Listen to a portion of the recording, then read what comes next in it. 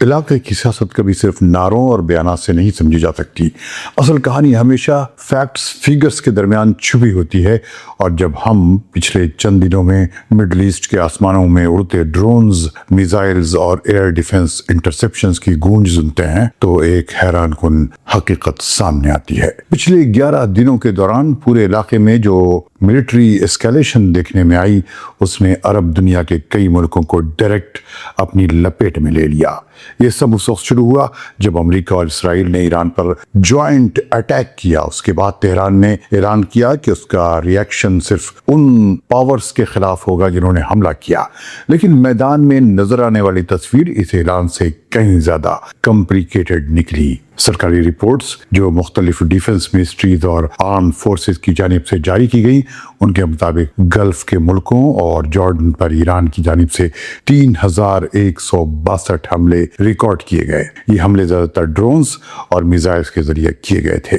In facts and figures نے اس بحث کو نیا ڈائریکشن دیا کہ علاقے میں اصل دباؤ کہاں محسوس کیا جا رہا ہے. دلچسپ بات یہ ہے کہ ایران نے کئی مرتبہ یہ کہا کہ اس کا نشانہ عرب ملک نہیں بلکہ علاقے میں موجود امریکی ملٹری بیسز ہیں. لیکن حقیقت یہ ہے کہ ان حملوں کی زد میں کئی اہم ایئرپورٹس، آئل ریفائنریز اور سویلین انفراسٹرکچر بھی آئے. ان واقعات نے ایک اور حقیقت بھی واضح کر دی. گلف کے ملکوں کی ایئر ڈیفنس سسٹمز اور ایئر فورس نے ان حملوں کا بڑے پیمانے پر مقابلہ کیا اور بڑی تعداد میں میزائلز اور ڈرونز کو فضا میں ہی تباہ کر دیا. اب اگر ہم ہر ملک کی الگ الگ تفصیل دیکھیں تو تصویر زیادہ صاف ہو جاتی ہے. سب سے پہلے UAE کا ذکر ضروری ہے کیونکہ ڈیفنس کی جو کارروائیوں میں سب سے زیادہ دباؤ اسی ملک پر پڑا. سرکاری فیکٹس اینڈ فیگرز کے مطابق UAE کی طرف 262 بیلسٹک میزائلز فائر کیے گئے.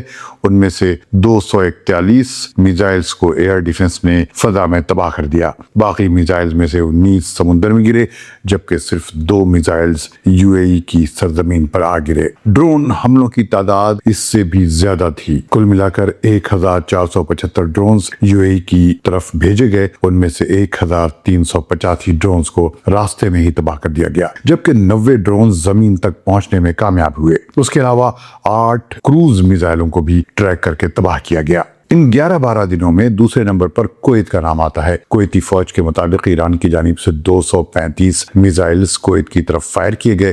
اس کے ساتھ ساتھ 419 ڈرونز بھی فضا میں داخل ہوئے جنہیں فوج نے اپنے رولز آف انگیجمنٹ کے مطابق ہینڈل کیا. تیسرا ملک تھا قطر. قطر کی ڈیفنس کی کارروائیوں میں 151 بیلسٹک اور کروز میزائلز کے علاوہ 79 ڈرونز شامل تھے. اس دوران قطری فورسز نے 2 ایرانی جنگی فائٹر پلینز بھی مار گرائے جو سخوئی 24 ماڈل کے تھے. اس کے بعد بحرین کا نمبر آتا ہے جہاں ایئر ڈیفنس سسٹمز نے 105 میزائلز اور 167 ڈرونز کو تباہ کیا. بحرین کی جیوگرافیکل پوزیشن اس علاقے کے سینسٹیو ملکوں میں شامل کرتی ہے. بحرین کی جو جیوگرافک پوزیشن ہے اس سے وہ اس علاقے کا بہت ہی سینسٹیو ملک مانا جاتا ہے کیونکہ یہاں امریکی 5th فلیٹ بھی موجود ہے. اگر ہم سعودی عرب اور سلطنت عمان کی طرف نظر ڈالیں تو وہاں حملوں کی شدت تھوڑی کم رہی لیکن خطرہ بہرحال موجود تھا. سعودی عرب نے 122 ڈرونز، 7 کروز میزائلز اور 10 بیلسٹک میزائلز کو تباہ کرنے کی اطلاع دی. دوسری طرف عمان نے اعلان کیا کہ ظفار کے علاقے میں سلالہ پورٹ کے قریب 3 ڈرونز کو مار گرایا گیا اور خوش قسمتی سے کوئی جانی نقصان نہیں ہوا. لیکن عمان سے تازہ خبر یہ بھی آئی کہ سلالہ میں ایک بڑے آئل کے ٹھکانے کو بھی ان حملوں میں تباہ کیا گیا ہے. اس پورے سین میں جارڈن بھی شامل تھا.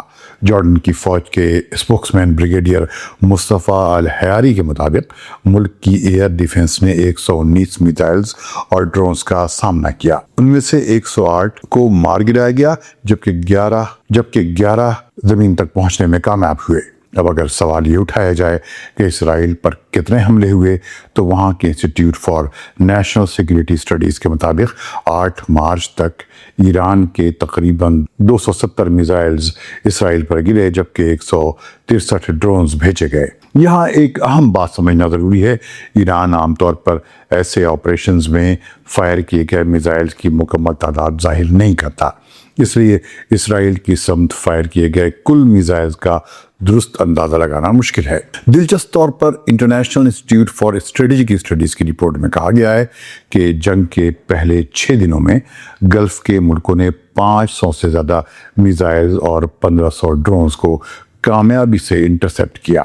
گراؤنڈ پر جو واقعات پیش آئے ہیں، اگر ان کا انالائسس کیا جائے تو ایک اور ٹرینڈ کی طرف اشارہ ملتا ہے۔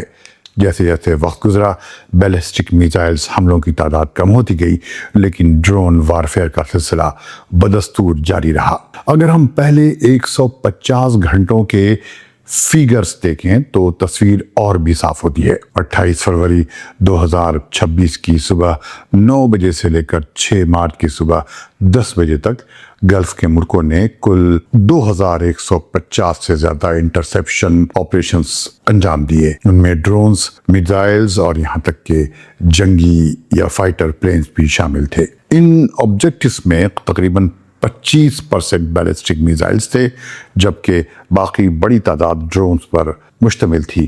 کروز میزائلز کی تعداد نسبتاً کم رہی اور اندازاً 20 سے کم میزائلز کو تباہ کیا گیا۔ اگر ہم ان کارروائیوں کی جیوگرافیکل انالائسس کریں تو دیکھیں تو ایک اور دلچسپ تصویر سامنے آتی ہے۔ تمام ڈیفنس کی جو کارروائیاں ہوئیں ان میں UAE سب سے آگے رہا، جہاں آدھے سے زیادہ انٹرسیپشنز ہوئیں۔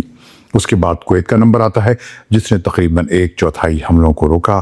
قطر اور بحرین دونوں نے تقریباً 10% ڈیفنس آپریشنز انجام دی، جبکہ سعودی عرب اور عمان کا حصہ کمپیریٹیولی کم رہا۔